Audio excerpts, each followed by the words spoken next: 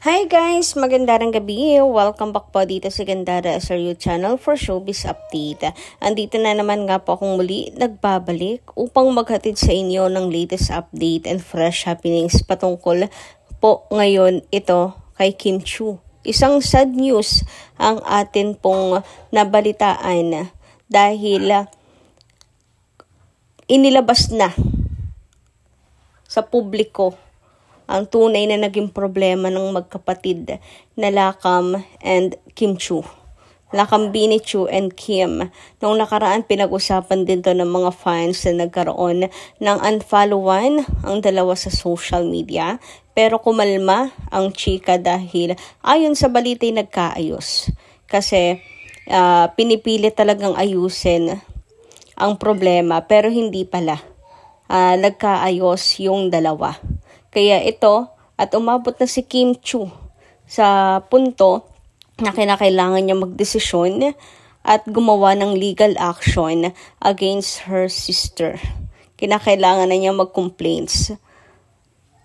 Viral ngayon sa social media ang pagiging emosyonal ni Kimi dahil mabigat talaga yung desisyon na kanyang ginawang ito. Humihingi nga si Kim ng respeto, humihingi nga si Kim Chiu ng pang-unawa sa kanilang family matters. And kasama ni Kim sa kanyang laban na to, sa kanyang desisyon na to, ang kanyang mga kapatid rin na si JP at si Ate Twinkle niya. Ayun nga kay Kim, ito yung pinakamabigat na talagang naging desisyon niya sa buhay. And syempre bilang mga Kim Pao fans, malungkot tayo. Kasi sa kabila ng mga ngiti sa kanyang labi, ay meron palang siyang mabigat na pinagdadaanan.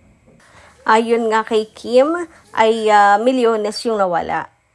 May mga perang nawala sa kanyang business na late po nilang nadiskubre. Siyempre, sino namang mag-aakala, diba? Kapatid niya yan at pinagkakatiwalaan niya. Ang sad lang kasi naalala ko pa yung mensahe ni Kim kay Ate Lakam before na sa sunod daw na buhay, kung sakasakaling papipiliin siya ng kapatid, ay si Ate Lakam pa rin yung pipiliin niya maging kapatid. Kaya super sad na umabot sila sa ganitong punto. Hindi po naayos. Ilang buwan rin yung nakalipas na pinag-usapan yung unfollowan nilang dalawa na nagkaroon sila ng misunderstanding. Kita din po natin kay Kim Chiu yung pagkalugmok talaga niya na mayroon talaga siyang problema, malungkot siya. Pero yun, hindi talaga siya naayos. Hindi rin daw talaga natuto itong si Lakam sa nangyari sa pamilya nila before. Gustuhin man nila na maging private ang usaping ito pero kinakailangan po magreklamo na talaga at idaan po ito sa legal action. And ayon nga sa official statement nitong si Kim, this discoveries forced me to take formal action to protect not just my company but also the livelihoods of the people who work with me and the integrity of everything I have built. This is the private family matters that has now become a legal process. I am choosing transparency, responsibility, and accountability not only for myself, but also for the brand and the community has supported me from the beginning. Viral at mainit talagang pinag-uusapan ngayon sa social media kasi ang bigat talaga ng pinagdadaanan nitong si Kim Chiu. Grabe yung bashings na natanggap niya, yung hirap, yung pagod, yung puyat, tapos ilulustay lang yung pera, nanakawin lang yung pera. Sabi nga nila, sobrang sakit nito kasi mismong kapatid mo yung magbe-betray sa'yo. It's a betrayal na talagang ang hirap pong tanggapin. Ang hirap unawain kasi kapatid mo. May mga nagsasabi na patawarin na lamang at huwag na lamang pahawakin ng anumang posisyon sa business dahil at the end of the day kapatid. Pero hindi yun ganun kadali. Kung si Kim lang talaga yun na porwisyo. Pero sabi nga ni Kim, hindi niya ito ginawa or ang action na to para lang sa kanya. And ayun din sa ibang netizens, dapat daw talagang turuan ng leksyon para hindi na maulit at para matuto na rin. Siyempre bilang kapatid at kung talagang mahal mo, hindi mo ito tolerate yung bad na gawain. Lalo pat milyones yung pinag-uusapan, lalo na't pera na pinaghirapan mo, yung pinag-uusapan dito. So, ayun lang nga, ganun daw yun nangyari. May mga perang nawala. Late na discover, kaya talagang ang laki rin nung nawala talaga sa company ni Kimi. And hindi na binanggit kung anong negosyo yun, pero alam na nating lahat kung ano yun. Grabe, kakalaman nga lang ni Kim ng balita ay eto na naman. Kaya hindi niya rin masisisi si Kim Chu na ganun yung naging sagot hinggil doon sa comeback issue na yan or comeback relapse na yan. Kasi ayaw niya ng another stress sa buhay. Kotang-kota na si Kim sa stress and dawa ngayon maintindihan na ng mga fans yan. Sa Samantala, ang mga supporters ngayon ni Kim Chu ay nag-aalala po sa kanyang mental health at nag-a-advise ng magpahinga muna. And marahil ito nga yung dahilan kung bakit talagang doble kayod si Kim Chu. Makikita nyo naman talaga na si Kimi ay wala pong pahinga. As in, todo kayod po siya.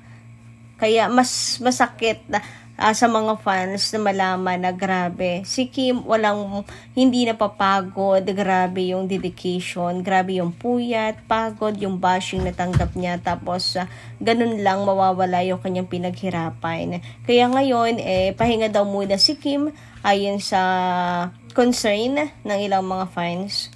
Pahinga muna, isipin niya muna yung kanyang mental health. Pero yung iba sinasabi naman na marahil ito yung dahilan kung bakit mas pinipili ni Kim maging active para mabawasan at mawala sa isipan niya kahit saglit yung kanyang mga problema. Kasi mas lalo itong may stress pagka pakaiisipin niya, kaya nagpapakabisi na lamang itong si Kim. Nagulat talaga yung mga fans dahil nakikita nila si Kim na super saya. Hindi mo talaga akalain na mabigat talaga yung pinagdadaanan nitong si Kim Chu. Makikita mo sa mga smiles niya, sobrang saya, patuloy pa rin pagbibigay ng saya sa madlang people, sa mga supporters. Pero deep inside, halos madurog na pala ang puso ni Kim dahil sa family matters nila. And para po sa mga naghahanap ng full statement ni Kimi, eto po yun. I am issuing this statement with a heavy heart and with deep respect for the truth and for the people who have supported me throughout my career and my business journey. After careful consideration and months of internal review, I have made the difficult decision to file a legal case for qualified theft against my sister, Lacampini Chu, in relation to serious financial discrepancies discovered with my business operations. This decision did not come easily. It is one of the most painful steps I have ever taken in my life. As many know, I built my business ventures with hard work, passion, and trust in the people I love. Unfortunately, substantial amounts connected to my business assets were found missing. These discoveries forced me to take formal action to protect not just my company but also the livelihoods of the people who work with me and the integrity of everything I have built. This is a private family matter that has now come a legal process. I am choosing transparency, responsibility, and accountability, not only for myself, but also for the brand and community that has supported me from the beginning. I ask for understanding, respect, as our family navigates this very difficult chapter. I am hopeful that through the proper legal channels, clarity and fairness will prevail. Despite this painful situation, I remain committed to my work, my supporters, and to continued growth of my business ventures. I also continue to pray for healing and resolution for everyone involved. Thank you for support, compassion, and respect during this time. So, kayo guys, ano nyo masisay patungkol dito? Comment nyo nga lang po dyan sa baba. Hanggang dito lang muna ang ating update. Maraming salamat po sa pakikinig. Kita-kits muli sa susunod natin, chikas.